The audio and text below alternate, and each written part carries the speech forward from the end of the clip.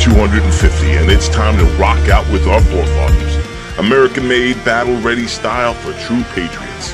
Whether you're marching in the parade, grilling in the backyard, or raising a toast to liberty, do it in the gear that screams freedom. Celebrate 250 years of USA in style. Wear your American pride loud. Trendjackers.etsy.com. Grab yours before the fireworks.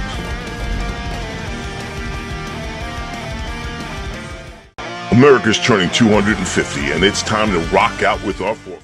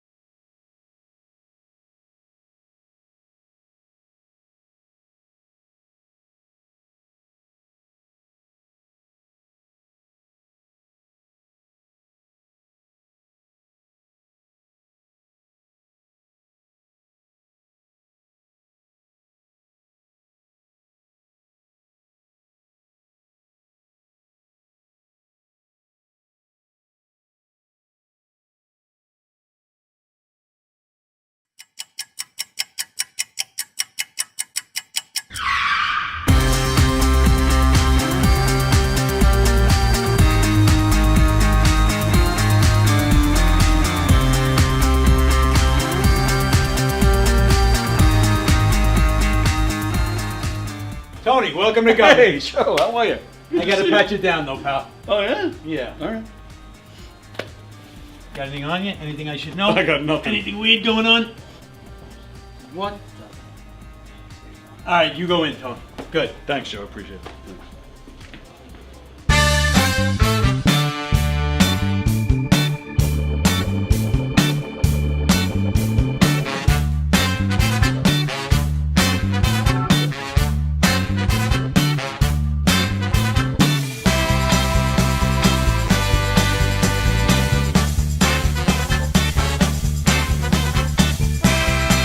Hi, I'm Tom Kelly of The Tom Kelly Show.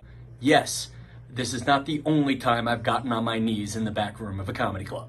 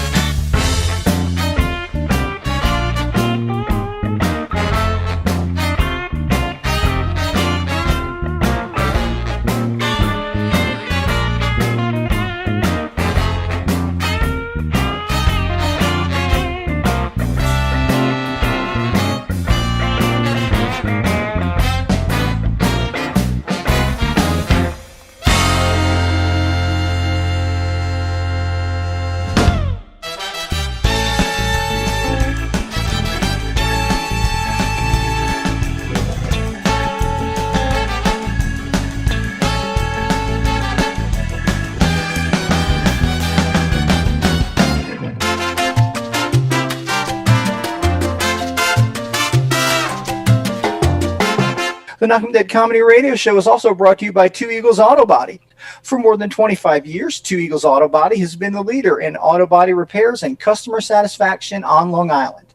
Two Eagles Auto Body handles every type of auto repair, from custom applications and restorations to repairs involving insurance claims. Give Two Eagles Auto Body a call and please ask for John Rossi at 516-328-2527. That's 516-328-2527.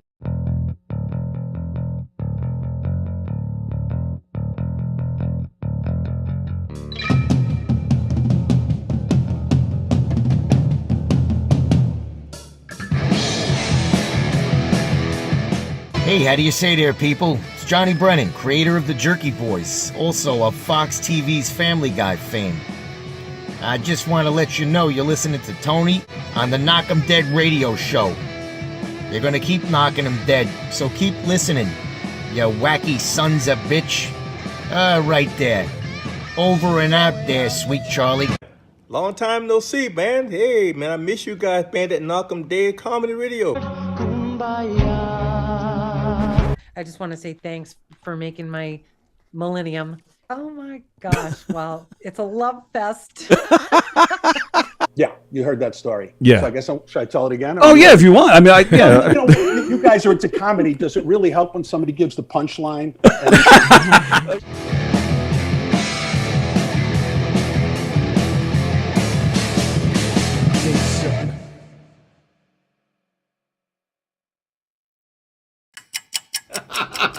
Tony, you're the best. You're hysterical.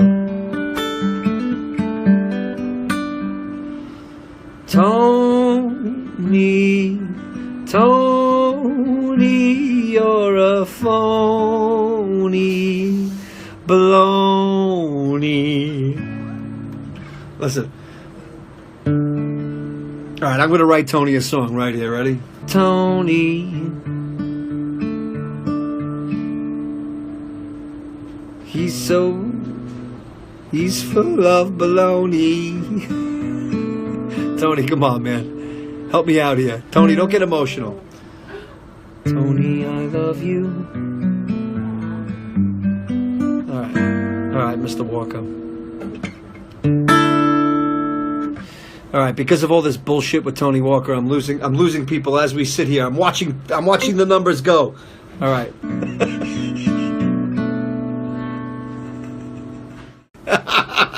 Tony, you're the best. You're hysterical.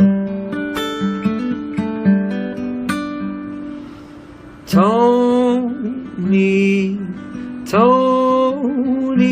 you're a phony baloney. Listen. All right, I'm going to write Tony a song right here. Ready? Tony.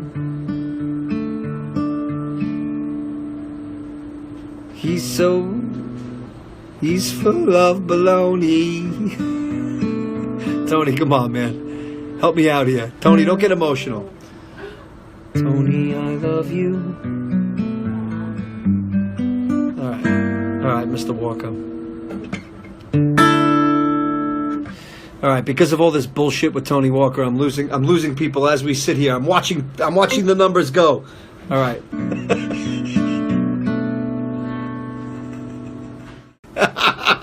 Tony, you're the best. You're hysterical.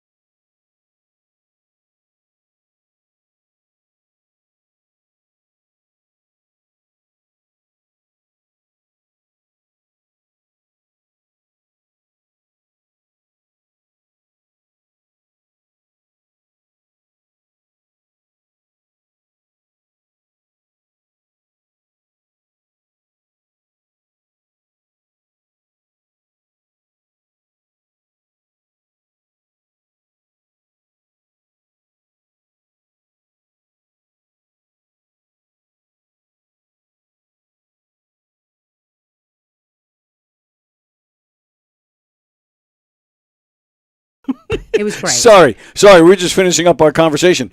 Hi, it's the Knock 'em Dead Comedy Show, and Rosie's here. Yay! John Rusciello, you're calling my cell phone. Why? He was calling my cell phone to tell me that there was no sound. I guarantee it. Thank you, John. I went like this a couple of times just to let you guys know that. And I thought he was losing his mind while he was doing that. She's like, who are you pointing at? There's nobody in the room. We were on, but we were just finishing our conversation. So thank you, John, for calling to tell us that there's no sound. That was on purpose because we didn't want you guys to hear what we were saying. We were talking about you. That's right. Talking shit. Mickey's watching and John is watching, of course. Good morning, everybody. Ann is there. Brendan Bird is here. Brendan Bird is going to come by on Monday and hang out with me and Jeff. Yeah, he says, I'm not hearing anything. Yeah, we know. Yeah, we were not. Yeah, then Ann wrote sound too. Yeah, I went like this a couple of times, just to let you guys know that we knew we weren't. You should have gone like this. Yeah, I should have went, I know. All No microphone right now. I'm having issues with cameras, though. I'm telling you, camera 2 is down. That's why it's not even up there. I'm using camera 5 for our surprise guest. Camera 3 shut down on me yesterday. I don't know what's going on. So I don't know who the guest is. Apparently it was spoiled this morning on social media, but I didn't go online until just this second to post goodness. that we're here with our hats. Yep. Because I had a work call that I was on for the entire ride I was here, plus. Yeah. How long did it take you to get here? Me? Yeah. From home? It takes about 25 minutes. But today was the same? Because the weather is crazy. No, it was today. fine. Oh, yeah? It was fine. Oh, I thought for sure there'd be flooding down by you. Parkways, and then I get I still put my GPS on every single Friday because I will get lost. I am special when it comes to directions. I'm good at some things, and I know my limits, and getting places and on time can be challenging. You're on time. I try my very best. I've tried harder because Anthony said to me once, you got to get your shit together and get there on time. And I was like, ooh. He's like, you can't be running in there with your cloak on and your Inspector Gadget jacket. You got to be there when the camera goes on. I'm like, he's right. Damn. Yeah. Well, I think it was only like once or twice you weren't here when the camera went on. Well, once it was truly because I got caught at that dumb bridge. Right. Yes. You know, and that I can't help. If a boat wants to go Of by, course. that's just an asshole. Asshole bridge. Asshole with your boat. Hey, we were supposed to have John Joseph joining us today. Unfortunately, John had to cancel. He had some stuff going on at home. And I'm going to double check to make sure that he's still playing this weekend. Yes, he is. There he is. You know, I looked it up last night because I couldn't remember the name because John Joseph is so difficult. John John and I didn't see it on the list. And I said, Schmidt. maybe the show was canceled, or maybe he is happened. playing the Brokerage tonight. McGuire's tomorrow. He's a fun comedian. He's a great guy. So go check him out. Somebody said that he's like a legend of sorts. I don't know anything about him. All right. I'll be happy to fill you in a second. Good morning, sir. Thank you for trying to tell us that there was no sound. Good morning. I like to say Merry Christmas to Rosie. I won't see her until after Christmas. That's right. Yeah, And after today. Yeah, we won't see her for 2 weeks. I wish Rosie and her family a very merry, happy, healthy Christmas. Thank you so much, and to you and yours as well. I hope for you good health in the new year. Thank you so much for listening and watching on Fridays. You make it. We look forward to your call. Absolutely. Most calls. I know sometimes he doesn't. You won't be. Tony won't be looking forward to this call because I'm going to blast him because it's very rude for you to have a show and then not put the mic on exactly when the show starts. I know we were talking. You had something private to say. But you should save it because we're very concerned because your technical experience is not as good as it should be. So when you screw up, we get very nervous, and we have to let you know. All right. Well, we need that because if we don't know, it's not. No, Rosie, it's not you, sweetheart. This is addressed to Tony. You have nothing to do with it. You're a co-host. Listen, but what they say in business is it's what you don't know that hurts you. So you got to tell. You got to tell them. Number two. All right. It's 7 days before Christmas.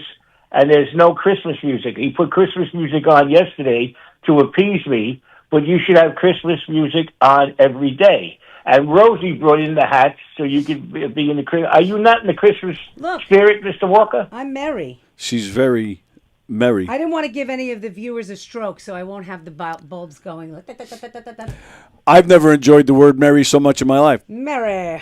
Oh, look at that. Knocked my hat right off. Are you not in the Christmas spirit, Mr. Walker? I am in the Christmas spirit 365 days a year. So why are you not showing Christmas music on the intro every day? All right, I will play it on the outro today. How about that? Okay. All right, that's fine. Okay. Have a good share. Goodbye. Bye. Merry Christmas. Well, on that note, what is your favorite Christmas song? Oh, that's a good question.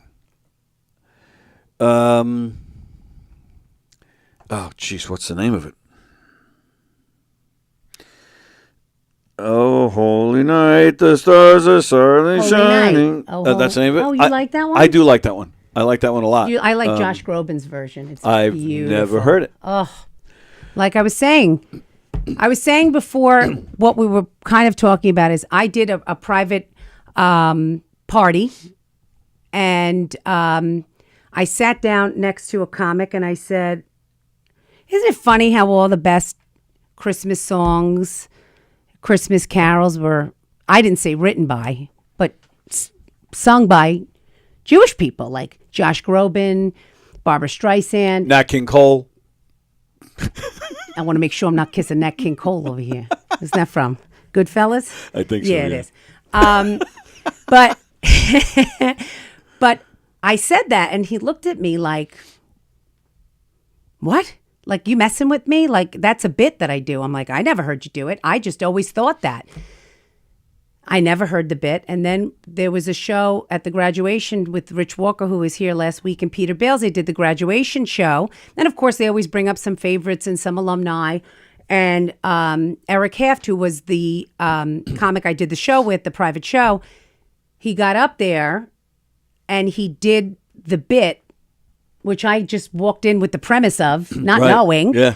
And he killed. I don't know how long it's been since he did it. I think he was afraid he wouldn't remember the words, but he did. And he did all these parody songs of Christmas carols, but he changed the words and made it about Ben's Deli or about, Merry Christmas to Jew. And, and it was so funny. Like, it really brought down the house, but I thought it was so funny. He always brings down the I know, house. but I had that. It was so funny that I had that thought. I've always said that, Right. But he took it, of course, to a neck. He was running around the stage. He pulled off the tablecloth that was on the little table, which I want to steam so fucking bad. It hasn't been steamed since last December. Last December, I thought, steam the damn tablecloth. He picked it up. It's shiny and silver. He put it on. He pretended it's like, why do people think I'm gay? I'm like, you picked off the freaking tablecloth and you made it a skirt. And you were like, hello, my honey. Hello, my darling. I'm like, no, because straight men don't do that, except you. But it was really funny, and it made me think, what is my favorite Christmas song? And I really think, well, I like that one. Doo doo doo doom dum dum dum dum. I love that one. Yeah. I love that version of White Christmas, and I love the song "Have Yourself a Merry Little Christmas." Yes, and that's I like why that one, Merry. too. It's my favorite Christmas song. I don't know what it is about it. I don't know why I get.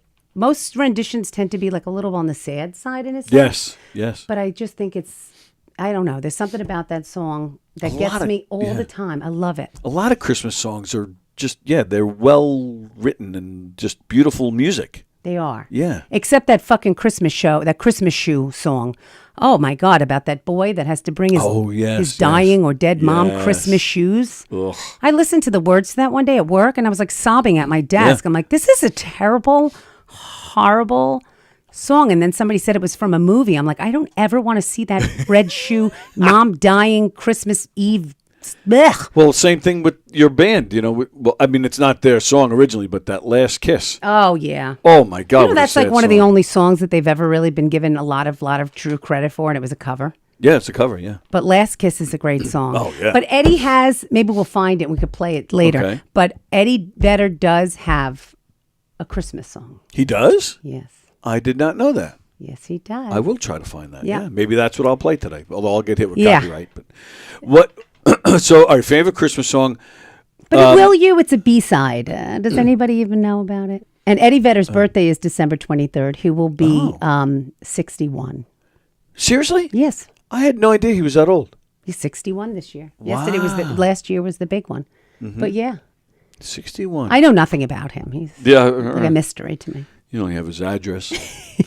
Restraining order. What is your least favorite Christmas song? And then I hate the one with who is it? Paul McCartney? Wonderful Christmas Time? I fucking hate that song so much. A wonderful Christmas time.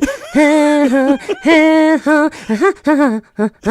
hate that one. Is terrible. Meanwhile, John Lennon's I think is fantastic. Okay, sing it for me. I know it. Happy Christmas. Okay, I like that song. Yeah, that's so beautiful. this is Christmas. That's a beautiful song. Yeah, I like that. That's a real beautiful. It could be a song that you listen to anytime. Right. But there's some real doozies out there. Yeah. And all I want for Christmas is a hippopotamus There's a song about I forgot about that. Yeah. I got stuck in traffic once, and that song was on, and I had road rage. I had fucking Christmas road rage. I don't ever want to hear that song again. You know what I also like? So bad. Nobody Wants to Be Alone on Christmas. I think that was from one of the Home Alone movies, to be honest with you. It's Darlene Love, who is fantastic. She used to go on Letterman every year at Christmas and sing a Christmas song. That was like one of his Christmas traditions on his show. She was Danny Glover's wife in the Lethal Weapons movies. Oh. But yeah, she originally sang Christmas, the snow's falling down. You two covered it. Christmas. Yeah, she originally sang that. But then, for one of the Home Alone movies with the E Street Band backing her, she did Nobody Ought to Be Alone on Christmas. What a great tune. Huh. Well, we'll have to don't do know that one either? Okay. I do know it. When I hear it, I'll know it. Yeah. Because, how do you not? We have Christmas music in my office from Halloween on because one of the girls is so jolly. Oh. She's jolly by nature, and she loves this time of year. And she gets to the point where it's like we're taking down the jack-o'-lanterns, and we're like, not yet. Not yet, Jenny. That's Diane, who co-hosts with me on Tuesdays. Same exact thing. November 1st, she starts playing Christmas music. Yeah, she's so into it. And it's like I love certain things, and I do love certain songs. But, after a while, I know why they're seasonal. Exactly. And I'm sick of the Mariah Carey song. Oh, my God. My son is so funny. He loves those memes, and he's always like, guess what, Mom? Mariah Carey is defrosting. He thinks he made that up. He thinks it's so great. I'm like, oh, yeah, they're taking her out of her cave, like Michael Bublé is coming out of the cave, ready to sing. But, yeah, that song. I mean, I have a love for that song because it was like a tradition at our Christmas parties that this one girl, Heather, who used to get really shit-faced, and she was like one of the youngest on the team. She used to come out, and she couldn't sing for shit. And she would grab the mic, and she would do that whole song, and we would laugh. One year, she showed up in a discontinued wedding gown with a Santa hat and performed it. I mean, for the whole company. There was almost like 100 people there, and some of them she didn't even know. So when I hear that song, I think of her, but I have no patience for it. I don't even like falsetto. Forget that shit. Oh, so you must hate the Bee Gees. I don't. I can't stand the middle. My mother loves them. I can't stand them. Like that show on Broadway. Frankie Valli? Jersey Boys. Don't make me go that. Don't make me go there. Don't make me go there. I'll wait in the lobby. What movies... So, all right, Christmas favorite... What movies make you cry? Oh. Well, Christmas movies or regular movies? Whatever you choose. We're awaiting a surprise guest for Rosie, by the way. Schindler's List. Well, yeah, of course. I mean, yeah. And the other one with and Roberta Benigni about the Holocaust. Oh, Life is Beautiful. Yeah. Please. And The Green Mile. Oh, wow. Beaches. Beaches. Wow, I forgot about that. That movie makes me cry. I love that movie. I also love the movie with Sally Field and Daryl Hannah. What's that movie?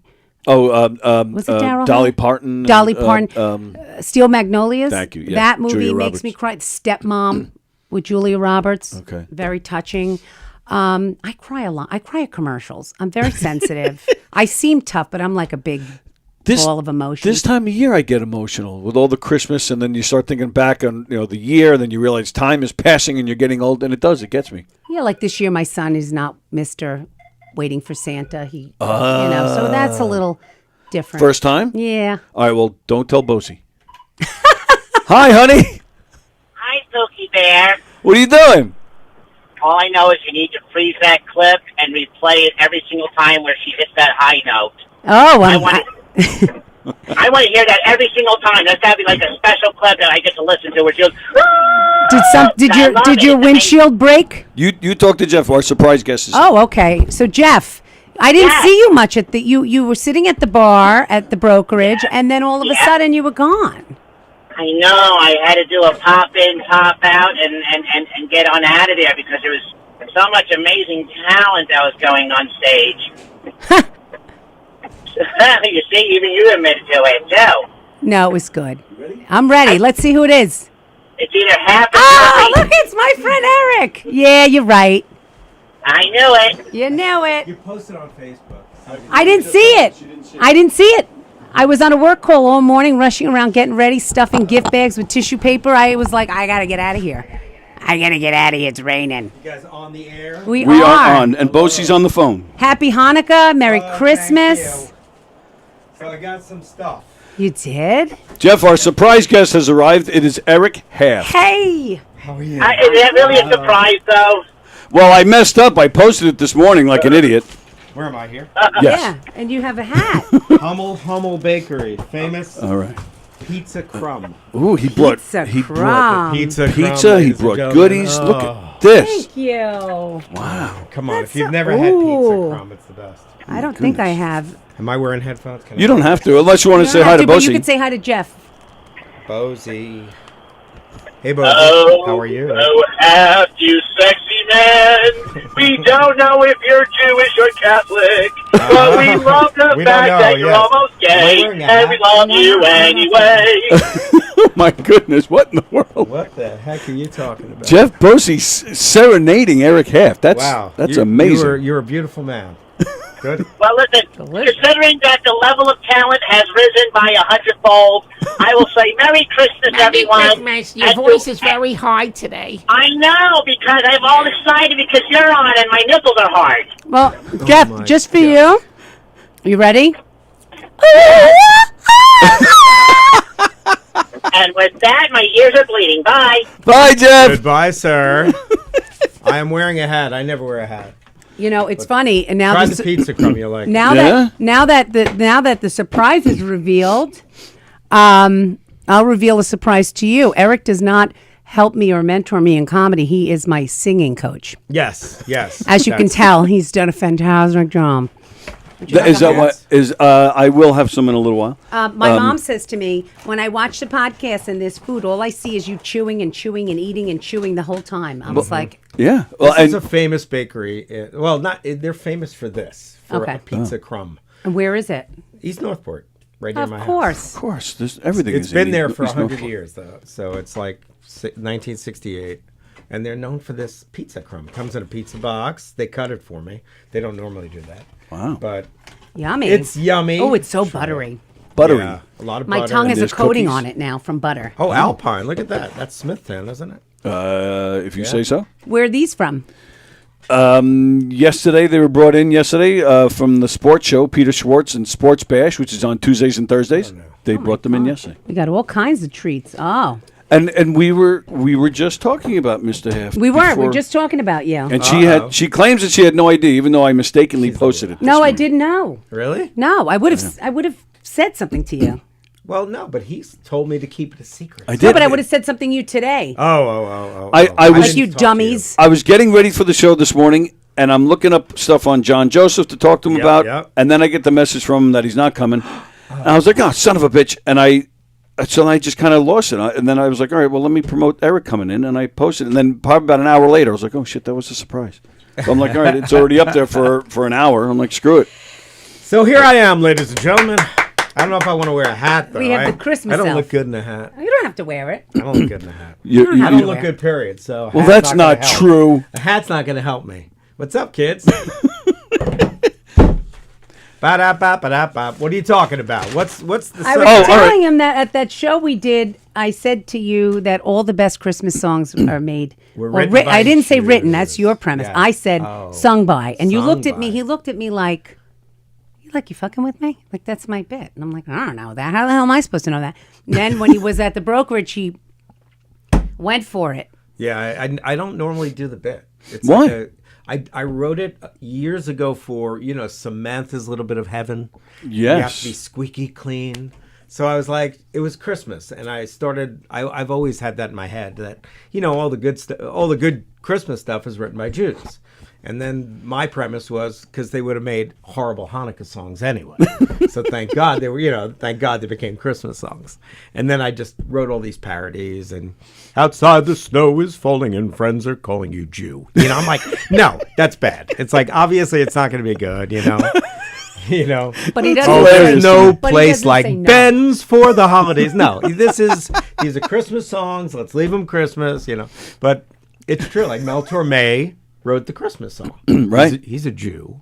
Irving Berlin, White Christmas. Yeah, and then you have Jew. Barbara Streisand, and you have Josh Groban, like I said before, the voices. Mm-hmm. But I just thought it was funny because A little bit of trivia. Who owns Mel Torme's A Christmas Song and is making millions off of it all the time? I don't know. You mentioned this person. You said you hate his Christmas song. Oh, Paul McCartney. Paul McCartney owns. He owns the Christmas song. He owns Buddy Holly's catalog. Wow, he must have needed the money. Exactly. It's you ready? It's the pun master. Oh, I just hung up on him. That's right. You there? Hello, this is the Hindi Bindi Beanie Weenie wife of the comedian that played with Angelo Fremde, and I heard that you guys are looking for a Christmas song, and I wanted to say on behalf of all the Hindi Bindi Weenies to Eric and Tony and yes, Rosie, and Merry Christmas! Just hear those sleigh bells ring-a-ling-a-ling-a-ling-a-ling-a-ling-a-ling-a-ling-a-ling-a-ling-a-ling. Lovely weather for a sleigh ride together. Snow is falling and friends are calling you.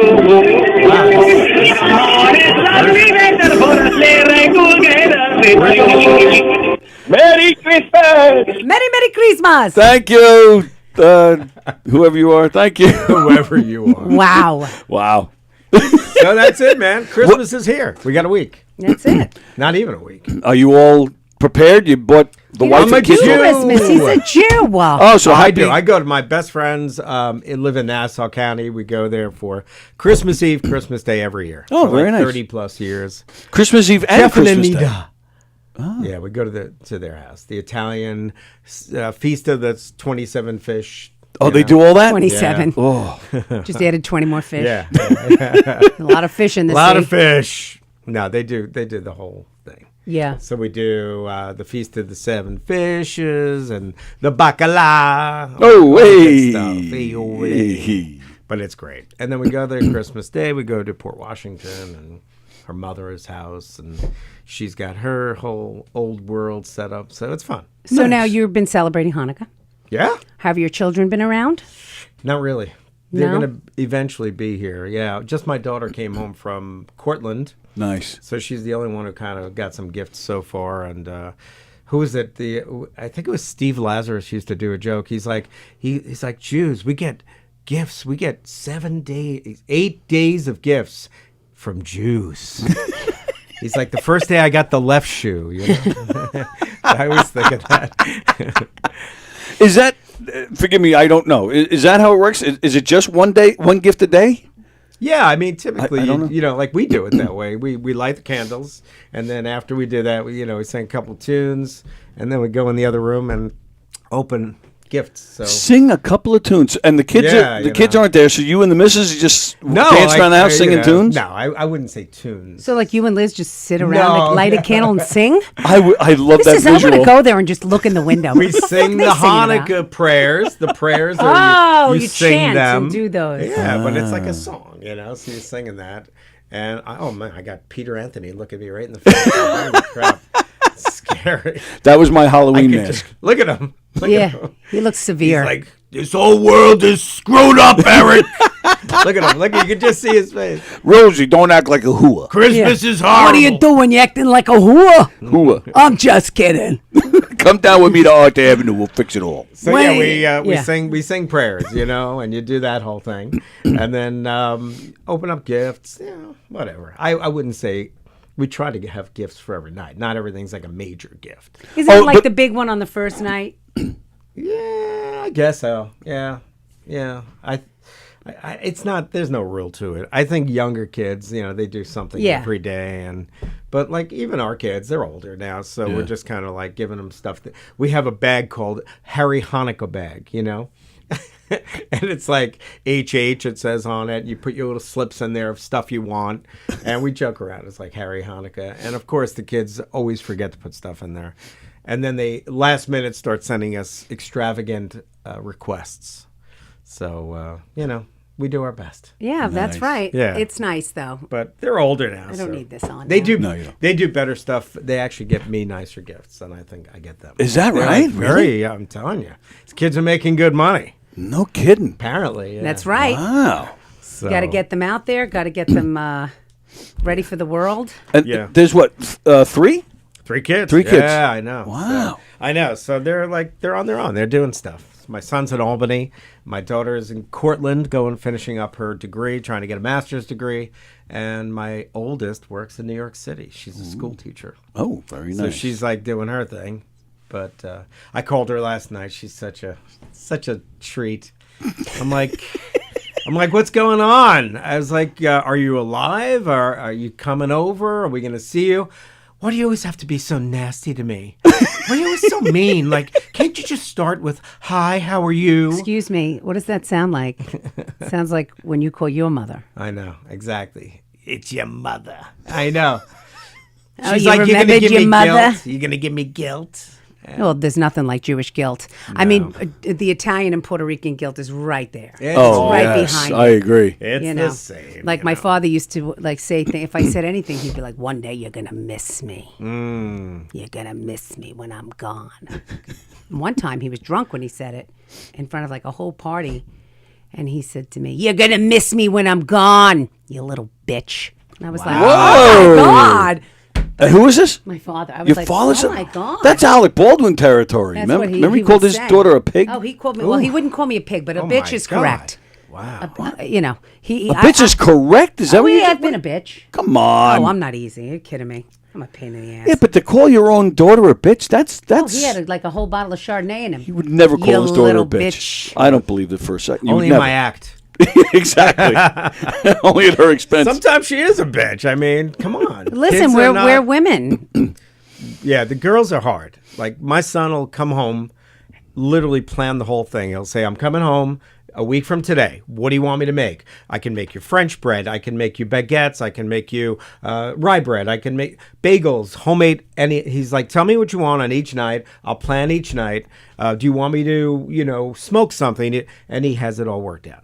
My daughter is a And more then you go like- shopping for him and buy Yeah, and then I go buy all the shit. And then, he comes home, but he does it, That's nice. That is The nice. daughters are like, they just kind of wait around and wait for me to do all the cooking and all the cleaning and the dishes when we're done, and they sit at the table having a nice conversation. But I can't say I blame them because you are the smoking expert. You're But I the bet you're a control freak and you don't want them to do it anyway because you do it better. Half does it better.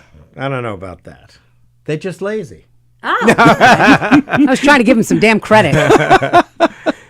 It's always easier to have somebody else cook for you, though. It Oh, is. of course. I love it. Don't get me wrong. That's what I do. I love being, dicing, slicing. But that's like my son. He got the gene. Yep. My girls are like, yeah, I'll cook if you really want me to. I mean, I think you do it so much better, Dad. Oh, that's that whole shit. Yeah, women are good at that. Like I know I can't. that I like to load the dishwasher like a monkey. Like a monkey. Yeah, How does so a monkey that- load so a that, dishwasher? Like, "Arr," the things are pouring out, and then Anthony or my mother would say to me, "Who loads a dishwasher like this?" And I'm like, I don't know. I can't. Forget it. We'll do it. You don't have to just leave everything. Isn't We'll that load it." convenient? Yeah, That's that's a what I good mean. plan. If you do it shitty enough for long enough, they eventually think you're incapable. Nice. I And can then remember they'll that. just say, I want to do it myself. You know what, Rosie? I'll fold. You fold like a monkey. Oh, okay. I don't know how to fold. Oh, yeah. Oh, you Like a fold. monkey. Yeah, just leave it there. I'll put it away. But it's like, you have to get creative. And if you do it bad enough I used for to a do a while- bit in my act. It always comes down to a bit that you used to do, But I remember, I think the bit was like, I don't remember it because I don't know if it worked or not. But the bit was like me being so naive. I was like, my wife told me that, like, nobody folds laundry like me. And I was like, really? She's like, you're so good at it. I'm like, thank you so much. And she's like, the way you do the dishes, Eric, oh my gosh.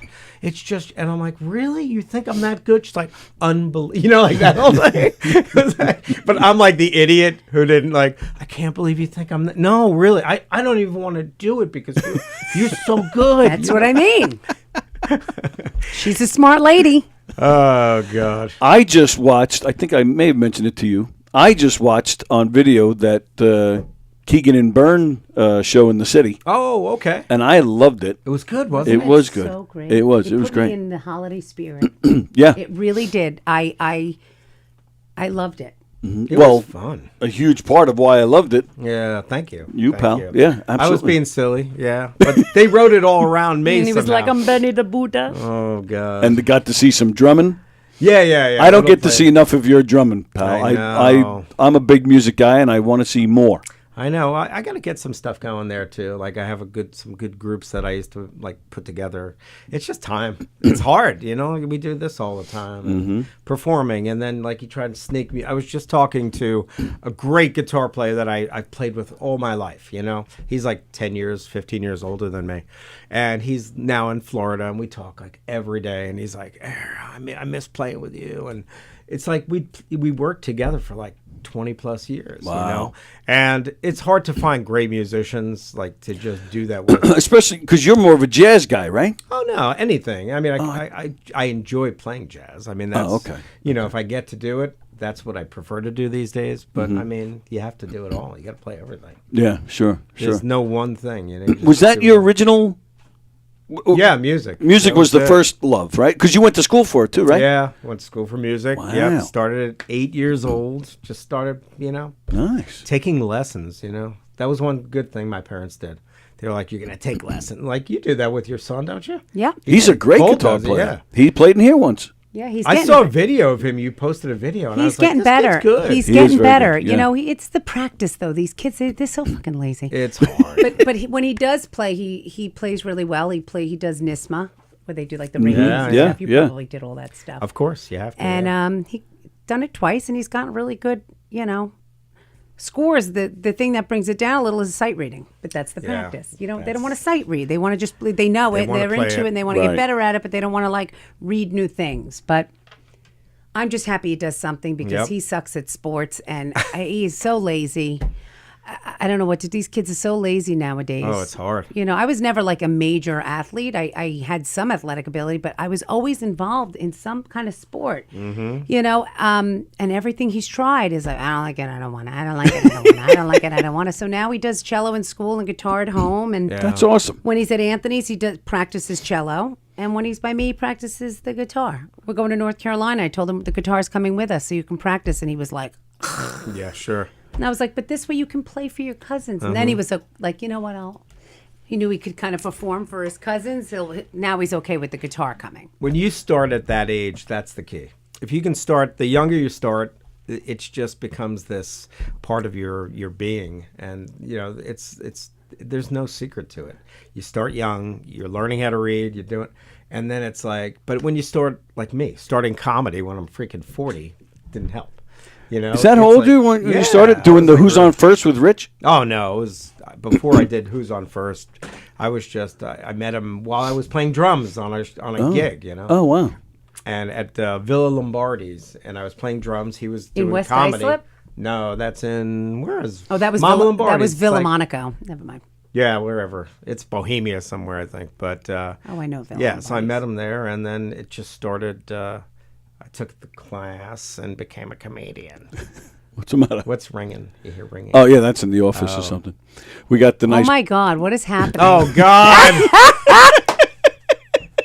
There he is, Harry Hanukkah. That was Mike Keegan the other night. He's like, I just took the best picture of you. He's such an idiot. Oh, he didn't. Look, I got my vodka with the lime in it. That's like the best. It's vodka Eric. That's the quintessential Eric. He actually just sent that to me. He goes, "You got to put that up." So I was like, funny. "Okay." Oh, Keegan? That's my favorite Eric is when he's vodka Eric. Oh, is that Then right? there's shit that flies out of his mouth that you're just like, Oh, my what? God. And he's like, did I say that? Yeah, we say stupid things when I'm on. When I'm on the vodka. Why do you associate with people like Keegan and Hirschman? It's a good question. Yeah, I try to avoid them. Yeah, I've been curious about that myself. Oh God. Well, you work with them every week now, don't you? I do Oh, for man, a few years now. They're doing great. That show's yeah. kicking ass. I love it. I enjoyed this week for sure. They had Terry McNeely on, and they just bashed Alec Baldwin for the hour. I heard. I have to watch it. Mark Yeah, sent me the and link. Jason Scoop zoomed in. We were saying that the other night, though. It was me, Richie Byrne, and Mike Keegan on the same show. When we get to be on the same show together, it's like we just have fun. Like from the minute we get there, you know, we have a glass of wine, vodka, whatever. But it's like we don't have to. There's no BS. There's no. I kind of like this guy, but you know, Yeah. I can't really talk to him the way I would normally talk to somebody. It's just different levels of friendship. But like the three of us together, like that thing in the city, we had a blast. I was just about to say that that's so much fun. That was part of the fun, is that you could tell that you guys have a relationship, a rapport, and you guys are goofing around with each other, and you knew like. You could like tell everybody's timing was perfect, even if you were ad-libbing something, because you guys all work together and you're comfortable together, so you know how to do it. Trust, Thank you. They came to my house. We had one rehearsal on a Sunday, Oh, so they would've came known to my that. house. You know, it's like getting those two guys who stay up all night. Richie's bartending, doing comedy. Mike's drinking, most likely.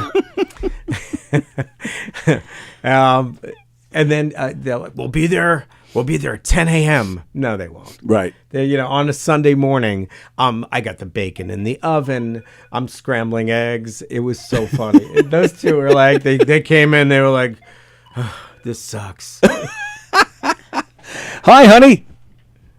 There's actually a name for the closeness and the rapport you're referring to. It's called homosexuality. I couldn't think of it. It wasn't rolling off my tongue. Yeah.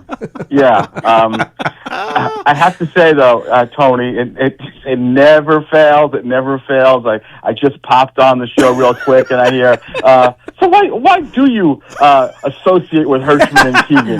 Like, I mean, I don't understand. Why does it have to be like this every goddamn week? Wasn't it last week we were nice to you? Wasn't that just last week? I don't know. I mean, I'm just saying though. I mean, Eric started doing stand-up in 2009. He took Walker's class, and then I took it almost to a year to the date.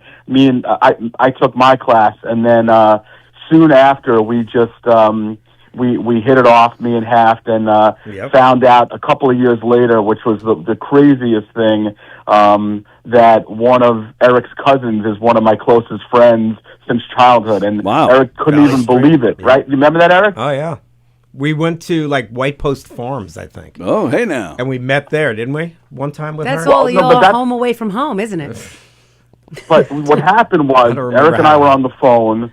This was maybe 2 or 3 years after we became very close friends, and he had mentioned, I have some cousins I'm heading to go see or something, Valley Stream. He's like, you probably don't know them. And I'm like, well, I probably do. And then he's like, and he mentioned her name, Sherry Liebling. Oh my God. And I'm like, yeah, she's only one of my closest friends, grew up in her house, been friends with her for 40 years. Yeah. And he's like, shut up. Her mother is Linda Haft. That was her name, Linda Haft. That's right, and then Linda she Haft. became a Liebling. Me, Eric, and Sherry and our kids met at White Post Farm, and we spent the day together, and it was just outrageous and small world. It really was. Me and Hafty were meant to be. I'm glad to see he popped in today. I know he was around the area. You love the pop in, don't you, Mark? It was supposed to be a surprise, and I wake up this morning and Tony puts it up there. I can't wait to see Eric Haft today. I'm like, well, okay, I guess it's not a surprise. I didn't know. I didn't see it. He told me. No, I was going to pop in last week, and I said I had too much going on. I had a show in no man's land, so I said maybe. Tony's surprises are about as effective as a wet dream. I don't know how. I saw the same thing because I knew that you were coming on, and I'm like, wait a second, why did he post it? I told him, yeah. Yeah. I thought John Joseph was coming in today. John Joseph canceled. Okay. But no disrespect, but we don't need him today. No, I think I do think the dynamic of the three of you is on point, and not that John Joseph isn't terrific, but it certainly would have taken a different tone, the show, if he was on it. Once you introduce that guitar and all, the guitar comes in and you're doing the whole. Yeah. What are they? Yeah. We've been playing Christmas songs that were written Mark, by I Jews. thought you were going to be the surprise for the last show of the year. Oh yeah, no. Hafty is doing a good job. I'm watching it. I'm actually only working until noon today, and then I have my office holiday party I'm heading out to in a little bit. But I just wanted to say hello. Is this the last Friday show for you guys? Yes. Yeah, actually it is the last Friday. Yeah, I'm on Monday, Tuesday, Wednesday next week. But that's it. We'll be back on January 2nd. Okay, awesome, good. I want to tell you something. Yeah, don't go yet, Mark. Tell me. Okay, Yeah. so I figured you guys were going to be here Tuesday, as always. Well, at least you are. Yeah. And I brought a little something for you and for Mike for the holidays, and I was going to leave it in here, a little token gift to say thank you for all of your support and love and Sure. friendship this year. And now I'm going to have to just keep it for myself because you're not here. I'm taking it home with me. But I have to see you guys because I want to give it to you. So. Okay, we'll figure make that a plan, and hopefully we talked about doing something at dinner or lunch, so that would be amazing. Mark, so you're good. missing the Hummel. I brought a Hummel I'm gonna have another little piece. pizza crumb. You would love this. It's incredible. Oh, really? Oh, Yeah. wow. It's like a famous pizza crumb cake. That's You just amazing. Someone brought one of those into work a couple of years ago, and it got devoured like in 30 seconds. Yeah, it's like you get the white powder. It's like, say hello to my little round. I don't know whether to It's eat really it, good. snort it. It's good. Yeah. Well, are you going to be in the studio? Put a Oh, no, pepperoni probably on it? not. You're done. Yeah, no, that's good. I Well, was going to say you we guys could leave enjoy. you some. All right, man. Good to hear you. Do you do? Yeah, I don't do wanna- you do Christmas and Hanukkah? I don't remember what you do. Yeah, Hanukkah's kind of a passing phase for us. It's really more Christmas these days. Okay. So we do Christmas Eve, we do Christmas Day. We have the menorah, but there's not a lot of that still going on. But I'll be around. candles in years, Eric. Yeah, exactly. But Nobody wants to be a Jew. It's amazing. to I me. do. I just You wanna don't be get a it. Jew? I do. They're so I'm afraid. fascinated with religions. Really? I've always been fascinated with religions, and I live in Long Beach, Lido, and everybody's Jewish. There's a temple right on my corner. So I've made so many Jewish friends. My son went to a temple, Emmanuel, for 3 years for nursery school. He celebrated Purim, dress up. I have this affinity for I don't know, it's because I grew up with Italians and they're very similar. I have a lot of Jewish employees. Some of them are from Long Beach. And I don't know. There's this I feel like I'm honorary. I say oi, I say all the things. Oi, yeah. You know? Do you guys have honorary Jews? Do you have honorary Yeah, me. Jews? You know Oh yeah, Rosie. we actually still we make sure we put up all the Hanukkah decorations every year in our backyard. We always do that. Yes, they're you're always hiding there. out from the neighbors. I know. Exactly. Listen, on my block, bro, you want to make sure you keep as low key as possible. So you know, Levittown fuckers. But that's good. Well, I love you listen, guys. Have a mazel great tov. show. All right. Enjoy you. Talk to you guys later. See you, Mark. Take care. Okay. Man. Bye. Very nice. Mark Hirschman, ladies and gentlemen. The one and only Hershey and the Keegs. Nobody wants to be a Jew. See, that's the thing. They're afraid. They're afraid to be Jewish. Well, I get it in today's day and Rich what's Walker's going another on. one, right? Rich Walker. Like on these campuses. He's not really a walker. On these Say campuses it all and the stuff, time. these kids are like denying their faith, and that's sad. You shouldn't have to deny your faith, no matter what it is. You should be proud of it. It's a shame what's going on right now. I hope things change, but I feel like, Same old though. Like some Jews are used to reason- it. I think. For some reason, it's like the Jews can always be the brunt. It is true. Yeah. Like even women have gotten out of that. Like Yeah. women were the brunt. Now, Yep. but for some reason, I grew up right here in Hicksville, because you're talking about Levittown. I grew up right next door. I've had people that I know who I grew up with who are Jewish who will tell me now how rough it was growing up. And I never saw it. And I'm not saying it didn't happen. I'm just saying I guess it just wasn't my world. I didn't see it. But you they didn't see really it because talk you about how also tough it weren't was. participating in making their world uncomfortable. Thankfully, I did not. But I still didn't see it happening to them. I didn't witness anything. I was actually really surprised. And I went around to other Jewish people who grew up in my neighborhoods, and they all said the same thing. I was floored by that. Yeah. That's my whole story. I remember Riveting. You were looking at me like you wanted more. So. Actually, we started in East Meadow, which was pretty Jewish. It was like right next to the bowling alley there. Oh, sure. So there's that little condo development, and it was very Jewish. Is And that then where one you day- grew up? Yeah, Oh, okay. mostly. But then only till about 8 years old. Okay. And then my father had this genius idea, because my dad was one of these guys that, I want a big house. I want brand new. I want everything brand new. I want it to be mine. I don't want to be connected to everybody. He saw the Keegans had moved into town. So yeah, in order he heard about the Keegans. No, but it was like he's like, I found a place. Hop-hog. What? He drove us out there. It was a fucking hill. That was it. We were looking. This is where the house is going to be, right here. They're going to build it and they'll level it out, and that's how my father used to talk. They'll level it out. It's going to be beautiful, and your kids are going to love Hop-Hog. I mean, people couldn't even say hot dog. It was Right. like Hoppagu? hopage, Yeah. hopagu, you know? Yeah. Finally, I used to tell people, just jump pig, jump pig, hop hog, That's like to say it properly. And we moved out there, and there were no Jews. There were no Jews. There were two, maybe. Even the rabbi wasn't Jewish. But no, it was like, who moves? Like, you go from this ultra, like Nassau County, Jews, to nothing. Wow. I mean, forget if you were black, there might have been trying to one get black away. kid. He was obviously trying to get away from them. He was just, maybe. But it worked out. I mean, it was like an up and coming Suffolk County.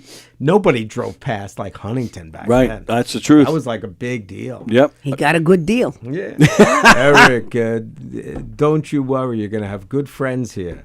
My wife's grandmother had a house directly across the street from the bowling alley. Oh, really? Yeah, right there. Yeah. So, Mhm. I mean, we loved it there. But a lot of people started moving out because it was too small. They were like these little, 2-bedroom.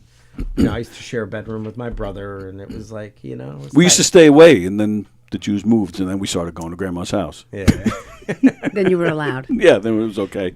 You went to school in Hicksville, like you graduated? I did. Oh, all Born right. and raised. My family grew up in Hicksville. Yeah. Rosie, you were where? You weren't Suffolk, weren't you? I was Bayshore. Bayshore, that's right. Yeah, we moved out. My family sold the house in 2000, which was also the year I graduated from college. I was living in the city, and I came home. We had a last little graduation party at the house, and then that was in May. And in August, they were moved. They moved to a little apartment in Long Beach. They were downsizing. And I didn't want to come in. I didn't want to leave the city. Really? No, and I was like, I'm not moving back to Long Island. There's no way. And you sold the house. Where am I going to go? To stay here. So my father met this guy, and he said, there's a girl in the building that's selling her apartment. She doesn't want to use a broker. She's moving up to New Paltz because she jumps out of planes and does these like things that are like flies with the, I don't know. What exactly was that just now? You know when you hold hand, when you go. Oh, yeah. They they're like out of a plane. They make like formations and they jump out of planes. She was so into that.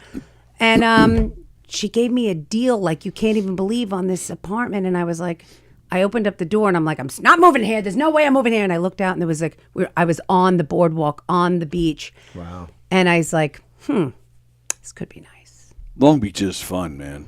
And I got in just at the point where I got in a really good deal on this apartment. And my father was very smart with my money. Like anything I ever got from birthdays or like a sweet 16 or holidays, he would take it all. And he would put it in an account for me. And he would give me like $50 and be like, you can spend the $50, go to the mall. Don't go to the arcade, but go to the mall. And then he invested that money for me and saved it. Wow. And then I had enough from that money that I was able to put a down payment on the apartment. He's like, I told you. Yeah. You would have spent it at the Gap. He's right. Oh, absolutely. Wow. So he was a wise man. He was good with money, my dad. So he helped me invest in that. And the brother was sitting next to her on the couch going, you're a dummy. You can get so much more for this. And she said, I came here and I bought this. When I got this place, I came in with my father. I love that she's here with her father. I like her. I like their way. And I have a feeling. And I wanted to go to somebody that's going to love it. And wow. I was in that building, that apartment, and then that building, another one for 20 years. No kidding. Yeah. Where was that? Like down by the state streets? No, it was it's like really, they call it like East Holmes area, right in the middle of town. It was right on the boardwalk between Neptune and Franklin. Oh, okay. I know where you are. And I, I had a bike room. I had a parking spot, Wow, a bike room. I'd park my bike. I'd get up in the morning, walk the boardwalk, and it was just like a nice, easy way. And I didn't miss the city at all. Yeah. Yeah. Wow, that's great. Yeah, I mean, Long Beach is, other than getting there, once you're there. It's a pain in the That's why ass. nobody wants to leave there. It's true. Like once you're there, it's perfect. Well, that's the joke in Long Beach is like nobody goes over the bridge in the summer. And you barely move your car because once you do, forget it. That's it. But it's a wonderful place. It's a great community. The schools are good. My son has good friends. I have great neighbors and, they do fun things. And It is a very diverse, inclusive community, which I really do appreciate. We have everybody, and it doesn't seem to be a problem. What does everybody do for Christmas? What do you guys do? Christmas Eve at my house with my mother and my brother, then Christmas Day with my wife and her family. Is that an Italian kind of thing?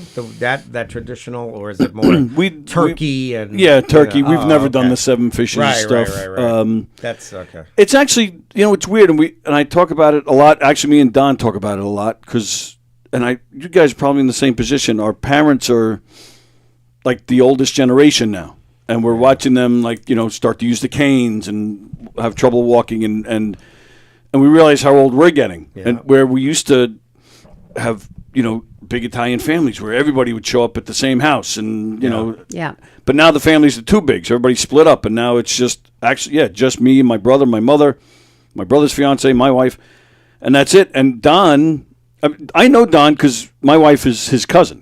So I've known Don for Mr. Sill. We love Don. Don is the best. We go back 30 years. Don, the same thing. My wife's family too used to be just a house full of people, and you'd love it.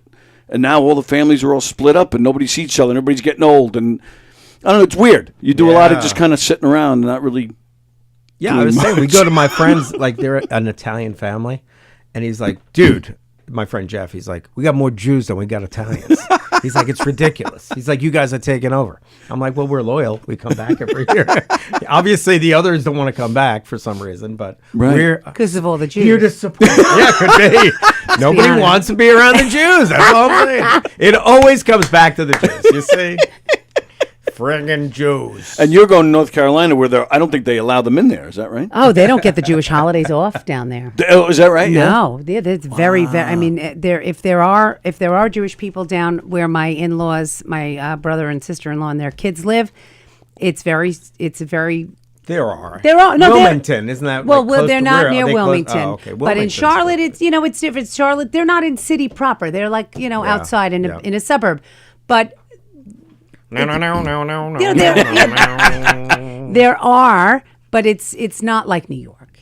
It's different. I mean, and that's why I, as much as it costs to live here and as big of a pain in the ass and the weather and all the traffic and all the shit, I go down there and sometimes I say to myself, I could live down here. It's nice. And then after a week, I say, yeah, no way. Everybody's in the same car and everybody's got a blonde wife and 2.5 kids and they all go to the same thing and half the wives don't work and they're always at the gym and it's kind of like this cookie cutter. Even the homes and the communities all look the same and they're big and they're beautiful, but they all look the same. Whereas like in my neighborhood, every house looks different. Yep. It's like there's just a personality to everything in New York, whereas there everything is a shopping center or like a chain thing. The culture. I think you missed the culture.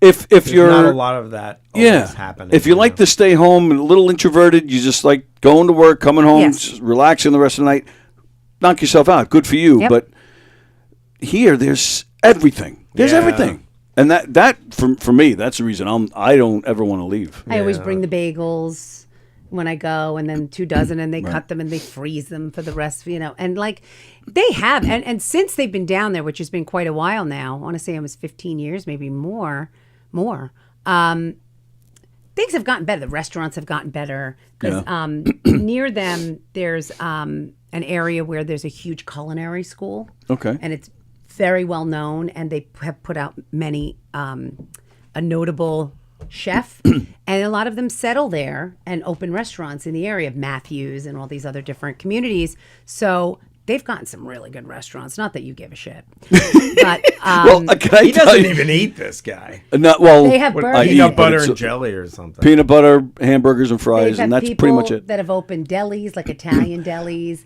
and bagel shops. It's not the same. No, it's not the same. But it's better. I went to a deli. Well, it was kind of like a deli with Don in North Carolina 2 years ago, and we were leaving. We're actually going to head back here, but I just wanted something small for the road, and I ordered a buttered roll.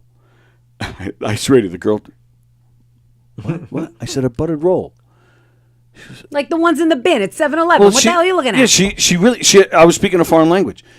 She goes, "Let me go get the manager." Now I'm laughing. She's getting to get the manager for a buttered roll. He comes out and he goes, "Sir, did you ask for a buttered roll?" I said, "Kaiser roll?" And he still. So I said, "It's just a roll with a little bit of butter. That's it." No, they have biscuits. So he's like, well, Don said that to me later, but he goes, "All right, I'll be right back." So they had a digital menu on the board, right? So it's like the electronic pages are turning. So I don't see till like 7 pages in they have English muffins. So I yell to the manager. I see him in the back. I go, look, if this is a problem, I said I'll take an English muffin. Okay, no problem. He goes, but I already started the butter roll. I said, you know what? Bring me both. Let's see what the hell comes out of this. I started the buttered roll. So he did. So right, exactly. Is he like rolling it out? And well, wait to hear. So he gives me the bag. Great, pay. I just want to leave at this point because we were coming back, and I'm driving the whole way. So we get in the car, we start driving. I'm maybe a block away. I finally open the bag. They gave me a hamburger roll with butter. Oh man! No, they didn't. I swear to you. I swear. Ask Don. He'll tell you. Oh yeah. And then the English muffin had butter, but they didn't toast it. Oh, what? So I'm like, and I turned to Don because Don lived there for 15 years. I said, what is wrong with you people? I said, you give me a hamburger roll and you don't even toast the English muffin? I go, what is going on? I said, I didn't know I had to tell them to toast the English muffin. He was cracking up. But I ate it because I was hungry. I like when I go down there, I get the like the biscuit and gravy. Yeah. It's like that white gravy. It's so fabulous. That's what Don said, so biscuits. good. Yeah. The barbecue's great down there. Yes, they have a great barbecue Yes. place right near them. Okay. And at least once I make them take me to like a proper Southern breakfast where I can get, poached eggs, and then I can get like my side of that biscuit and that gravy. I mean, it's got lard in it, I'm sure. I think there's bacon in it. Yeah. But it's just so decadent, so delicious. Speaking of Don, did he ever send you the link to see the movie? No, So what have you seen? that scene where he's like, You never saw Eric Haft's big scene where he argues with Don? I saw that. I've seen You did see that? I don't I've even seen know that if I scene. haven't. Where is that? Is Where that you're like- online you're- somewhere? you're like an asshole comic. Oh, yeah. Well, I have the scene right an here. asshole comic. I have it. My let's scene? see. Yeah, where you and Don are arguing. Oh, jeez. All right, so if you want to watch it up there is delayed, so you'll hear the sound, but it'll be delayed to the picture. All right, but I'm putting it on right now. I remember the first time you took that stage back in the day on that open mic night. You remember that day? Huh? Who's the one that helped you? Who's the one that helped you work on your material, work on your set, give you the confidence to go back up the next day because you're so scared? Remember that? You think I owe you for that? Yeah. For helping me 20 years ago? Yes. I think you do. Forgive me 5-minute sets on a Wednesday night. Look, it's those 5-minute sets that all added up. It's those 5-minute sets that help build your voice, build your style, build your career. It's those 5-minute sets that made you Big Mac. Hey man, I would have been Big Mac regardless. Regardless of those 5-minute sets, which, by the way, there was no audience. It was all comics. We were performing for each other on your Wednesday night future fucking stars? Come on. I would have made it either way, Billy, because I worked hard. I networked hard. And because I was funny. Did you help me? Yes. But I don't owe you. Ouch. Fucking Genius. Listening to yourself is so hard. I can't. And now, I'm no actor, but I beg to differ, pal. No, but like listening back, you go, if I were to do that again, yes, how would I do it now? Isn't that everything in life? Yes, I know, but it's like it drives you nuts because we did everything in this place in one night. And we just kept running that scene. And I should have been like De Niro. Like one said, I could have done completely different. And I was so tired because we were shooting a lot of scenes before that scene. That was the last thing we did. It's like 1 o'clock in the morning. morning. And they couldn't get the sound right and the lighting. And by the time we started actually running the scene, it was like, it was like 2 o'clock in the morning. Something like that. And yeah. we kept doing it and doing it. But now that I hear it back, I'm like, ugh. Anything you do on your own that you're watching is cringe. Yeah. Good or it's bad. hard. But I think that is the scene that I have seen. Okay. Good yeah. stuff. Do I owe you? Fuck you. Start swinging. Fuck you. No, I don't know. Like, I would have done it. I should have done it multiple ways. And, you think back. Like, even the stuff we did in the city, you were there. It was almost better because we did one rehearsal and that was it. Right. So, that's you what didn't made it- get too locked into anything. That's what made it funny is like there was a moment where Keegan didn't cue Richie at the right time, and I had heard like, them in the back, because I was helping with wardrobe. I put on their, you should have seen him putting on the wigs. God. We tried, should he be blonde? Should he be, I brought a bunch of wigs. And he looked, he's a handsome ridiculous. man. But he is not a handsome woman. Far from it. God. Thank God I'm no woman. And your daughter Farrah's beautiful. She looks like you, but she's No. the feminine version. Yeah. This guy sitting there. The even more feminine. It was version. terrible. More effeminate version. I'm more feminine. But when putting on the wigs on him, we were in there, we were laughing, and they were practicing lines, so I had heard some of them, so I knew what was going to happen. And one point, the cue didn't happen, and you see Richie, Mike sitting there like Elf on the Shelf.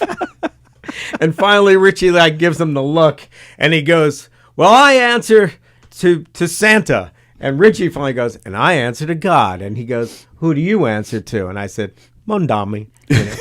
But it was supposed to go like that, but it went But where there was this. there was a weird pause because Keegan didn't say it at the right time, and Richie's like, "Yeah."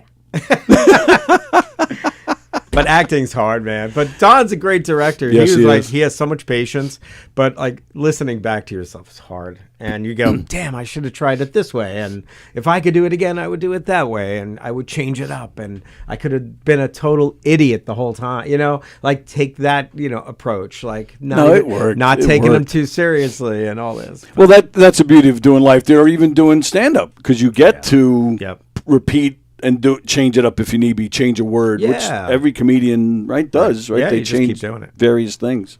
I record everything I do. I try to do video, but if not, I have the audio recorder, and it takes me 24 to 48 hours, sometimes more, to listen to it. Oh, wow. Okay. I have to process, digest, and get past, and then I can listen to it. But Well- it's not easy to listen to yourself. And that's the thing, because you're not just thinking about the material, you're actually thinking about the presentation. You're thinking about the whole product, right? So you have to. That makes sense to me. I'm the same way. I hate watching things I've done. In fact, I was just talking about the other day with somebody. I do have videos of some things I've done. I can't watch it. I can't. There's stuff I haven't watched in 20 years because I just can't. He'll say to me, and I don't realize it till after I'm off stage, he'll say to me, because he's a very tough critic, which is great. I need him and the others that help me in terms of not help me, but encourage me, and they're there for me, and they're honest with me. That's it, exactly. 'Cause everybody will just say, "Oh, it was a great time." And what did you Right. say? Go in the bathroom and listen to what they say to you after the show. You'll really know. Jay what Leno they think. used to say that. Oh, He said, yeah? don't listen to what they say. They're all going to tell you how great you are. Yeah. He said, if you want to know what people really think, wait in the men's room in a stall, and then you'll hear what they really think of you. Yeah, right. And he used to do that. He would go into the stall and just listen. And he'd be hiding out. And then they would come in after the show and go, that guy sucked. Or he was amazing. Wow, that last guy was incredible, But Wow. at least you would hear the real stuff. Right. To your face that you were great. You were wonderful. Well, he'll say to me, "What did you want me to tell you? That it was that was great." Right. Well, I love new comics that think that somehow miraculously they're going to be great. Right. At the beginning. Nobody's great at the beginning. Right. So if nobody tells you, why are you doing this? Why are you doing that? Why, Rosie, when she first started, I remember questions. Everything is asked. It wasn't a question, but she would say it like a question. So I'm getting old? I'm getting old? It's hard getting old, But I still do young things. I still do young things like concerts. I'm a big concert girl.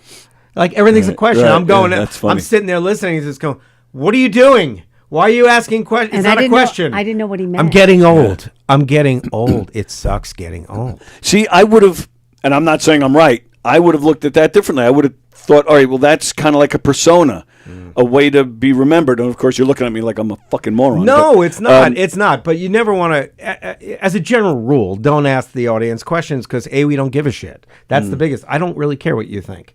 This is my act. It's my time on stage. I don't care. Anybody like chocolate? Anybody? Chocolate? What? If you're going to say, anybody getting old? Anybody getting old? I feel like I'm anybody else just go up there and go, I'm getting old.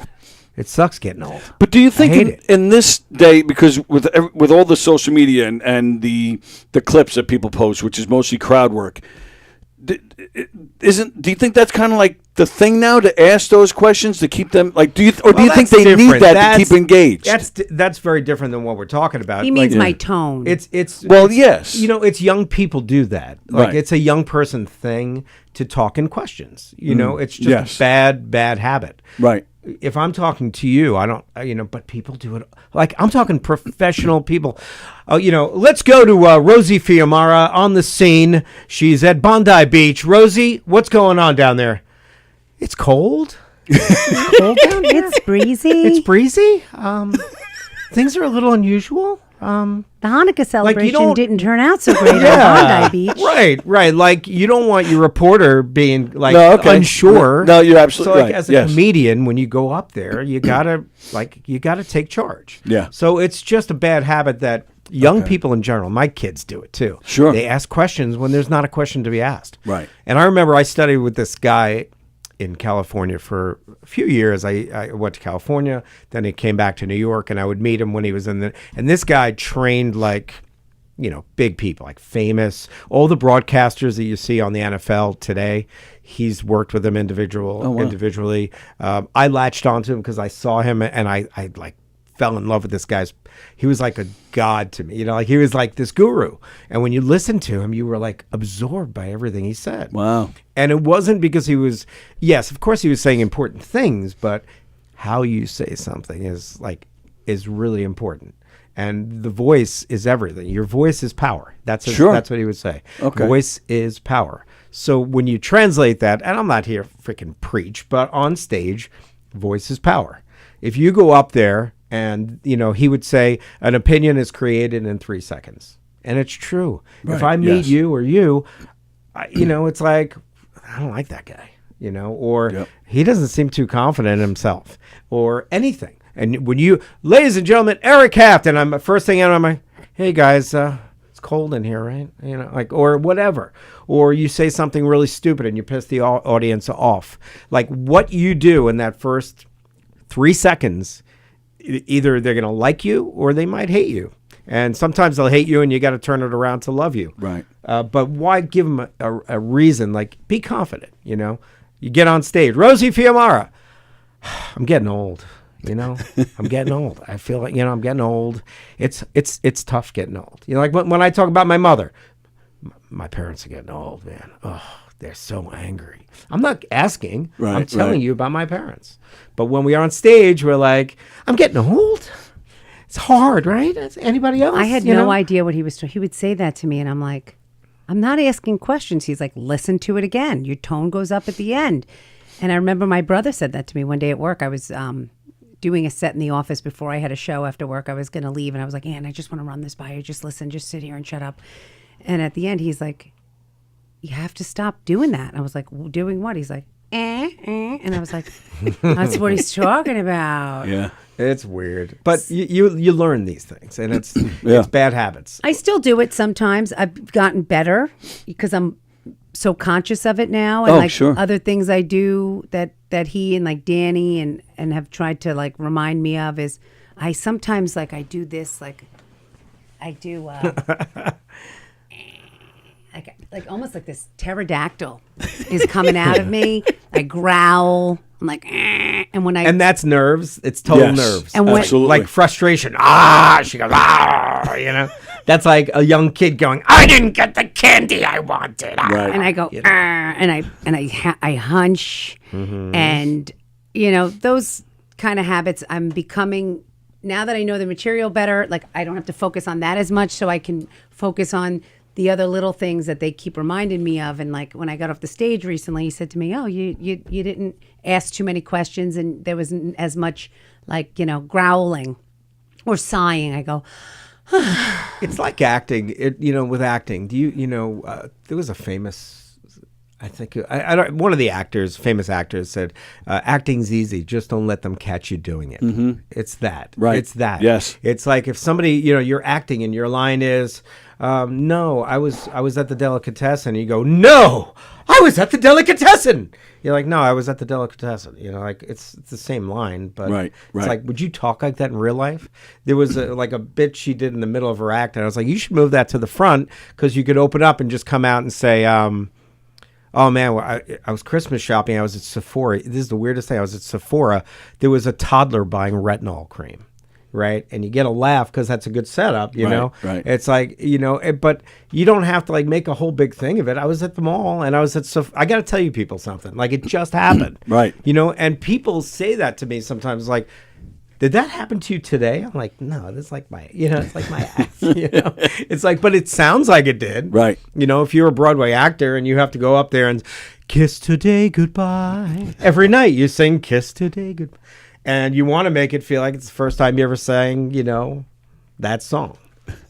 Well, and did it 1,000 times. I say it all the time on here. That's why I love comedians like Richie Byrne and Joey Cola, because they come out and it just seems like you're hanging out with a buddy who's telling you something funny. Like you said, they're not overdoing it because they're on stage. They're not acting or performing. They're, hey, man, look what happened to me the other day. Or, I forgot the guy's name. Richie has got that whole bit. What's the guy's name? Dad. That whole thing. Because the presentation is just as important as the material. And you got to sell it right. And don't let them see you sweat. If they see you sweating up there, they're going to eat you alive. You see it happen. I mean, it's hard enough to get up there when you're good and have a good set, but like, don't add shit to your, to make it harder on yourself. That's kind of what I see when I watch, look, I don't help too many people. I happen to I have some friends, Yeah, of course. Danny, I love, Danny's a good guy. He helps people. I help, these are nice people. So, if I see something and I think it's going to hurt them, I just say it. I'm not trying to hurt your feelings, but if you want to just keep doing the same old thing and getting the same results, but I'm not going to. And he gets away with it because I met Eric as, in my opinion, I mean, look, he's a friend of Stand Up University. He wasn't one of the teachers, but he was there. And his role was to help and mentor. Well, that's the thing, right? He's at the very least locally, he's one of the better known guys. He's on one of the highest levels in the local scene. Thank you. And then he's coming from a genuine place. He's not, oh, you suck, like trying to bully you or knock you down. No. He's being honest, and that comes through. So and because he is who he is, you know what he's talking about. Of course. So you if do you can take get there that in. faster, just get there faster. Right. Like you throw people into situations that they weren't really ready for, maybe, and you throw them in there. You go, feed Sure. it to the wolves and Yep. see what it's like to be. I always say you have a bad show. That bad show, you probably learned a lot more from that than when they were laughing their heads right. off, because Absolutely you go, oh man, and then the next show is like, it's like some monumental thing sometimes. And then we've all had it. And then do you kind of feel a little bit proud because I personally feel. Rosie, like just about 2 years, right? Less than. It'll be 2 years in July. But the growth, you can definitely see it. Absolutely. And I actually say the same thing about Courtney Otero, that she's still so young, but when she first, you kind of give her a pass, because when she started, I think she was 18 or 19. Right. She's young, she'll get there. But now, 3-4 years later, whatever it is, you do see the growth. Of course. And it's kind of like Courtney's been hanging around for a while, so she almost feels like she's a part of things. You've quickly become a part of things. So it's nice to see that growth, because you're cheering for them. You want that. Of course. So if you can knock a year off their growth just by doing little things and say, why are you talking so much? Here's the joke. Right. Like, why are you making this? And the reason that we all do it, I remember Keith Anthony years ago. He was one of my mentors. Oh, sure. Carrie, Wow. I was very lucky. Yeah. Like, he took a liking to me. Carrie Carravas took a liking to me and would throw me into situations that you wouldn't believe, And I was brand new, but she knew I had talent, and she was trying to get but I remember Keith going, how much time do you have in your act? I'm like, I could do like 20. Yeah, I could do 20, 20. Yeah, I could probably do 20. Yeah, if I could probably stretch it, 25. He's like, you know what? Yeah, you probably could. He goes, but you could probably do your act in 10 minutes and it would be 10 times better. I was like, what are you talking about? He goes, all your jokes. I could do all your jokes in 10 minutes and it would be 1,000 times better than you doing the same work in 20 minutes. Because it's like the jokes are the jokes, right? We can't even get my daughter to come down to the dinner table. We have to Instagram them photos of what we're eating. Then we set the table based on how many likes we get. That's the joke. But when you're young, you go, yeah, it's hard getting these fucking kids down to the, right? Is it right? Getting them down to the dinner table, right? It's hard, right? Like getting them down is hard. Am I right? Getting them down to the dinner table. I mean, we're freaking Instagram. Anybody Instagram? Who Instagrams? Anybody Instagramming? Yeah, we got to Instagram them. Yeah, and then we Instagram them, and then we got to set, it's the same. Oh, shut up. Like you're in the audience going, oh my God, just shut the fuck up. Like get to the joke. What's the joke, So that's kind of what you want to do is like, it's hard to do. I know this is not easy. Yeah, sure. But if you can get someone to take, a year off there. Rich Walker threw me on a show my first year and it was like a Knights of Columbus for a bunch of old people. He's like, set up the show. I can't be there. I'm like panicking. It's like me, Rob Falcone, and this guy, Joe Bronzi. I don't know if you remember Joe Bronzi. I remember that name. And Joe Bronzi, they were all great comedians. And me, I'm hosting the thing. And it's a packed room. And I'm like not even a year in. But he's like, you're going to be fine. Just do your waiter bit. I'm like, that's all I have is my waiter bit. I don't have anything else. He's like, yeah, do some of your stupid impressions. I'm like, literally, I had my waiter bit. So can you imagine, hey, how's everybody doing tonight? Anybody go to Italian restaurants and they got the Italian, and I would go right into it. I was like, it was not, how's everybody doing tonight? I would go right into my material. And it was such a joke. It was like, oh my God, but I got away with it. And I was thrown into the fire and it made me stronger. And then I would keep doing that. Carrie Karavis would drag me out. You're coming with me tonight. She wouldn't tell the booker. I'd show up. And she'd be like, Haft is going up first before me. He's doing 10. And the guy was like, no, he's not. He's like, he's doing 10, asshole. And he's like, just don't listen to him. Go up there and do 10. Warm him up for me. And it was like, oh my God. And it was like all men in this room. And it was like some catering, like little side room of a and I go in there and I start like doing this stupid waiter. And they're looking at me like, what the hell is going on here? This guy's doing a waiter, And then I would do Shakespeare at the end. I'm like, thank you. And I would run out of there. I'm doing my De Niro here. Yes, you did. No, you didn't. Yeah. And I'm like, whatever I could think of to get 10 minutes out as a new comic. And then okay, we're going to the next one. Then we went to Villa Lombardi's, and it was a packed room, and in like 300 people for a Christmas party. And she goes, go out there, do 10. I'm like, are you kidding me? For these people? I'm like, Carrie. She goes, get out there. And that's like, you learn. And it was I was afraid. It was like, but you leave there and you go, I did it. He's a little less than Carrie, but he does that to me. He's put me in situations where I'm like, I can't do this. He's like, you're going to do it. You got to do it. You're going to do it. Absolutely there, right. Yep. I've seen Danny Calabrese, right? I've seen him crash and burn when he was first starting out. Like, what else can you do? You're going to go up there. You're not going to be great. Right. I mean, how great can you be? You just started. Right. I was pretty good because I was a musician and I had a certain level of comfort being on stage. Same with here, doing theater for 30 years. Yeah. It's a totally different monster. Yeah. I'm used to having a cast to rely on, especially if things are going south. Somebody will pick me up, but still, just the comfortability of being up there was. Yeah. I do feel, in a weird sense, put me a little ahead of the game. Again, trying to sell. I learned that with Truson's class. Because he said, even if you know this joke sucks, he goes, if you're selling it, like you're 100% behind it, that helps. And I do think he's right. So yeah, I believe that. Harry Friedman had me. I was brand new. Harry. Yeah. He's like, Mr. Serious, and he's like, we're doing this little thing. You want to do it up, and it was like near my house. So I said, yeah. I said, what is it? He's like, my nice little like coffee thing, and you just do a spot. I get there, and it's like a coffee place where people like take the coffee and leave, and then there are like 3 tables in the back, and he's got this little tiny speaker he's setting up. I said, where's the show, Harry? He goes, yeah, right here.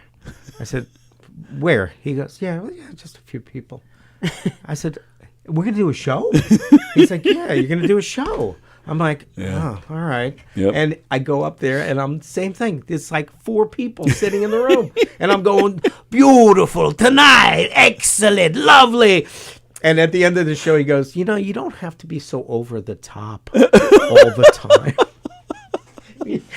he was. You could just be boring. Harry hated. Yeah, right. He hated my act. You know, he'd be like, because I was like this. He's like, you know, you're more of an actor than you are a comedian. I'm like, gee, thanks, Harry. You know. Oh my God. That's all I had. That's all I had. That's all I got. Damn. All right. It is. I'm sorry, I'm talking too much. No, not at all. No, you're not. Nilda's been watching the whole time. Oh, hi, Titi Nilda. I love you. Yeah, I forgot to mention that. My apologies. But yeah, it is pretty much time to go. Witching hour? Yeah, it is that time. Anything? Are you done for the year, or? I am done for the year. I'm going to be in North Carolina. I'm going to be back in time a couple days before New Year. I already booked 2 shows for February. Nice. We'll see what January brings. And I'm just going to keep saying the words because I find that I'm much more confident when I don't have to feel like I'm panicking to remember. If I can say them every day, I have a stand-up mic in my bathroom, and I just stand in there and say it until my son says, "Needless to say, you're not invited to this Sunday's bottomless brunch." And I'm like, "How'd you know that?" He's like, "Ugh, Osama." Yeah, he does. He knows all the punchlines. It's funny. So I'm just going to keep saying the words and hope for the best in the new year. It's going to be a good year. I'm excited. It'll be a good year. Absolutely. You've got all kinds of shit coming up, all kinds of shows. Yeah, everybody's got stuff. New Year's, everybody's doing. I know they got some New Year's shows here. I think. Roach is doing with the Olga. club here with Olga. Oh, nice. Gino Visconti is doing McGuire's. Oh, very cool. I don't know what's going on at the brokerage. I don't know, but they usually have. They have the Uncle Louie Variety Show coming in the day after Christmas. A lot of great things happening this weekend. Of course, like we mentioned, John Joseph is playing. Yes, he's great. He's playing the brokerage and McGuire's. Jason Scoop is playing. Little Mo Mozzarella will be here this weekend. Lou Pratz, Angela LaRosa, Terry McNeely, John Butera. Wow. Just some of the names you'll see on the governor's stage this weekend. Govs.com, ladies and gentlemen. Yeah, baby. Now, Thanks for having me. Of course. I'm glad you're here, for pal. the surprise. Now, is it still Half to Half Productions? Is that the best? No, what do you come up with this stuff? Half to Haft. What did I say? Half to Laugh. Sorry. I had that in my head. I screwed it up. Produce a lot of. I just try to do comedy. No, but what I meant was my that website is halftolaugh.com. That's what I meant. HAFT, the number 2, laugh.com. That's yes. where I was trying to go. I try not to. Yeah, like when I first started, I would like book a lot of shows because I needed stage time. Thank goodness, like people hire me now. Nice. For the most part. And I still have a couple of things, but yeah, we'll mention the Engelman Theater, which is New fantastic. Year's Eve, yeah. Oh, you're doing New Year's Eve 2 there? shows New Year's. Oh, very That's nice. So we'll do 2 there. That's our first time ever. Oh, New Year's. okay. Is it? Nice. Yeah. Oh, I thought you They've did never that all the done it. time. I bet you it's got a great turnout. I hope so. So far, it seems like they're doing okay. Good, They do good. their own thing up there. Mhm. But so next year's looking pretty good so Nice. far. Yeah, you're crushing it, pal. Thank You're you. all over the place. I'm trying. Which is nice trying to to see. be funnier. I don't know. Get funnier if possible. That's my goal. Get funny or get the hell out. Yes. All right. You good? We are good. Thanks for hanging out with us today. So tonight at 8 o'clock, Donversations. I forget who he's talking to. I should know that stuff, but Is Don here? Does he do it here? no, he does Oh, it. okay. He records it in advance. Oh, okay. And he. I've done Donverse. Yes, you have. That's great. Yes, you have. Don is. Hello, fantastic. Don. If you're listening, we love you. Yes, of course. Jeff Bosey says, "Have a great Thanksgiving." Everybody's wishing each other well. Okay, so I'll see you in 2 weeks. Thank you for a great year. Thank you. Congratulations, guys. Great first year. And you know, That's right, I'm yeah. grateful for you. I look Likewise. forward to this every Friday. It has brought me some cheer at the end of my week. Likewise. It's I love I love Fridays with you. It's I've gotten to meet nice a lot way. of nice people, comics, Yep. new friends, and in a very uncertain and kind of crazy year for me, this has been a constant, and I am happy and very thankful that you trust me with the Friday hour. So thank you. Great job. Yeah, guys. you make me look good, and you definitely enhance the show, and it's very much appreciated. And looking forward to seeing you in 2 weeks. Peter Anthony will be with us in 2 Yes, weeks. he right? will. And then Very the nice. week after that, we're having Grace Fiocco. And when's LaRocchia coming in? He's coming in on the 9th. Oh, no. So Grace is coming in, I'm sorry, with Peter on the okay. 2nd. And then John LaRocchia and his Laughter Saves Lives. He will be here on the 9th. Very nice. Merry Christmas, everybody. Merry Christmas, everybody. Happy New Year. I'll see you Monday at 11. Brendan Burt, who watches the show, sometimes I bring in the viewers. So he's coming in on Monday with me and Jeff. And there you go. All right. Everybody have a great weekend. Oh, and I promised John some Christmas music, didn't I? All right. I will play some Christmas music. Hope you outside the snow is falling and there friends you go. are calling you Jew. Oh wait. Got to do some drumming while you do that. Yes, always. You can do it at the same time, right? Everything. Great answer. I do an old Shakespeare. We're going to end with Shakespeare tonight. Now is the winter of our discontent, made glorious summer by this son of York, and all the clouds that lowered upon our house, in the deep bosom of the ocean buried. Thank you. So romantic. Oh. Very romantic. All right. Very romantic. Goodbye. And the music of Elio Pace, his singers and his band. Hurrah!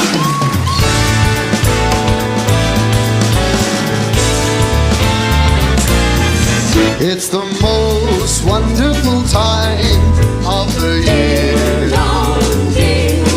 With the kids jingle belling and everyone telling you be of good cheer.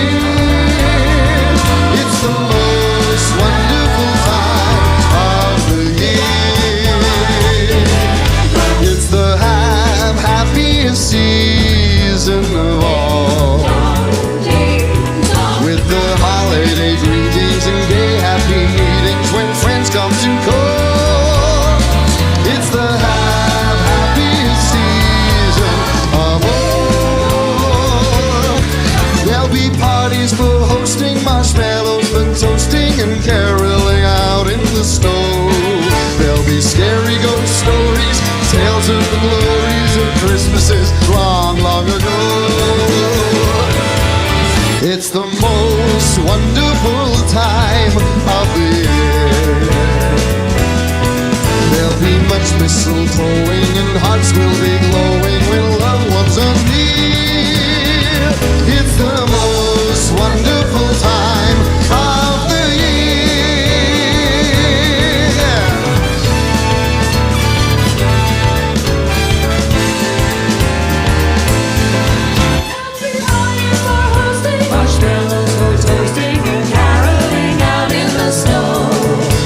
scary ghost stories and tales of the glories of Christmases long, long ago. Oh, yeah.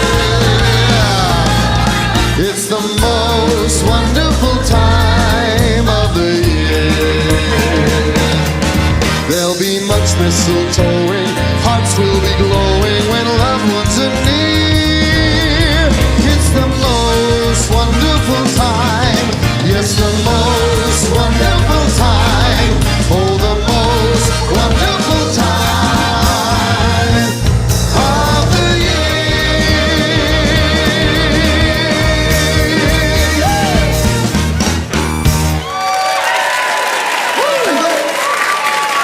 Elio Pace, his singers and his band, the most wonderful, wonderful time of the year, and so it is.